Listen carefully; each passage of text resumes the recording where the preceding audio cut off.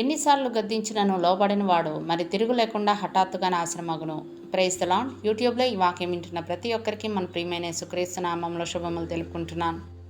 నా ప్రియ సహోదరి సహోదరులారా, ఈరోజు మనం ధ్యానించబోయే అంశము ఎన్నిసార్లు గద్దించినను. ఈ అంశం కొద్దిసేపు ధ్యానించమని దేవుడు నన్ను ప్రేరేపించారు. అయితే వాక్యం మీ దాకా చేరిందంటే దేవుడు మీరు ఈ వాక్యం వినాలని కోరుకుంటున్నాడు కనుక ఎక్కడా స్కిప్ చేయకుండా పూర్తిగా వినండి.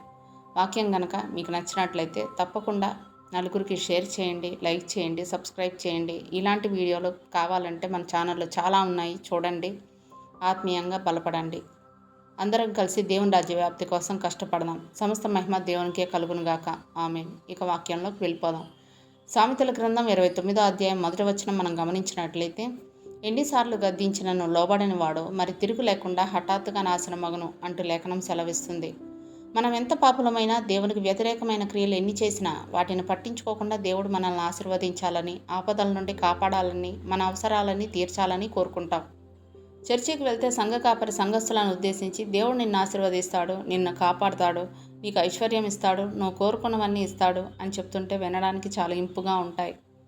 కానీ ఇవన్నీ దేవుడు మనకు చేయాలంటే మనం ఎలా ఉండాలో ఎవరూ చెప్పరు.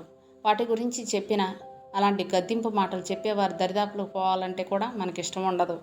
పాపం చేయకూడదు, చెడుతనం విడిచిపెట్టండి, దేవుని మాట వినండి, దేవునికి అవిధేయులుగా ఉండొద్దు లాంటి మాటలు చెప్పేటప్పుడు వినాలనిపించదు. ఎందుకంటే అలాంటి గుణాలన్నీ మనకు ఉంటాయి కాబట్టి ఆ మాటలు సూటిగా మనకే చెప్పినట్టు, మనల్ని నిందిస్తున్నట్టు అనిపిస్తాయి. అందుకే అలాంటి గద్దింపు మాటలు చెప్పేవారి దరిదాపులకు పోవాలంటే కూడా మనకి ఇష్టం ఉండదు. సాతాను తెలివిగా అబద్ధ బోధకులతో కేవలం దేవుని ఆశీర్వాదాల గురించి చెప్పిస్తుందే తప్ప శాపాల గురించిన గద్దింపును తెలియజేయనీయదు. ఈ రోజుల్లో ప్రతి ఒక్కరూ వాట్సాప్, యూట్యూబ్లో కేవలం దేవుని ఆశీర్వాదాలకు సంబంధించిన వాక్యాలని షేర్ చేస్తారు, కానీ దేవుని గద్దింపు వాక్యాలను పంపరు. ఒకవేళ ఎవరైనా పంపించినా వాటిని షేర్ చేయడానికి ఎవరూ ఇష్టపడరు. గద్దింపు మాటలు మనకు చాలా అసహ్యం అనిపిస్తాయి, కానీ ఆ గద్దింపు వెనక మనం నాశనం అవ్వకూడదన్న దేవుని ప్రేమను అర్థం చేసుకోలేకపోతున్నాం. ఒక చిన్న పిల్లవాడు నిప్పు దగ్గరకు వెళ్తున్నప్పుడు అటు వెళ్ళొద్దు, కాలుతుంది అని చెప్పినప్పటికీ ఆ పిల్లవాడు నిప్పు పట్టుకుంటే, చేతులు కాల్చుకుంటే తండ్రి హృదయం వెలవెల్లాడిపోతుంది. అలాగే దేవుడు మనల్ని ప్రేమించబట్టే మనల్ని గద్దిస్తూ ఉంటాడు. తండ్రి తనకి ఇష్టడైన కుమారుని గద్దించే రీతిగా యెహోవా తాను ప్రేమించు వారిని గద్దించును అంటూ సామెతల గ్రంథం 3వ అధ్యాయం 12వ వచనంలో చూస్తున్నాం. మనం పాపం చేసి నాశనమవుతుంటే దేవుడు ఎంతో బాధపడతాడు. అందుకే తన ప్రవక్తలను పంపించి వారిని హెచ్చరిస్తాడు. ఎన్నిసార్లు చెప్పినప్పటికీ వినకపోతే మాత్రం వారి పాపమే వారిని నాశనం చేస్తుంది. గద్దింపును అసహించుకునే వారికి హఠాత్తుగా నాశనం వస్తుంది. దేవుడు నీనెవే పట్టణస్థులను గద్దించినప్పుడు వారు మారుమనసు పొందడం ద్వారా నాశనం నుండి తప్పించుకున్నారు. యోనా వారి నాశనమును కోరుకున్నప్పటికీ దేవుడు వారిని కాపాడాలని వారిని హెచ్చరించాడు.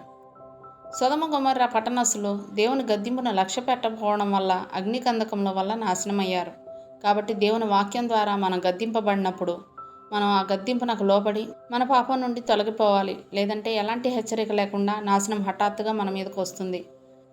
గద్దింపును ద్వేషించువారు మరణం నొందుదురు అంటూ సామెతల గ్రంథం 15వ అధ్యాయం 10వ వచనంలో చూస్తున్నాం. దేవుడు నిన్ను గద్దించినప్పుడు దేవుని మాట వినడానికి నువ్వు సిద్ధం. మళ్ళీ నెక్స్ట్ వీడియోలో మనం కలుసుకుందాం. అప్పటి వరకు మన దేవుని ప్రేమయో, రక్షకుడైన యేసుక్రీస్తు కృపయో, పరిశుద్ధాత్మ సహవాసం ఇప్పుడు ఎల్లప్పుడూ మీకు మీ కుటుంబానికి తోడైండును గాక. ఆమేన్.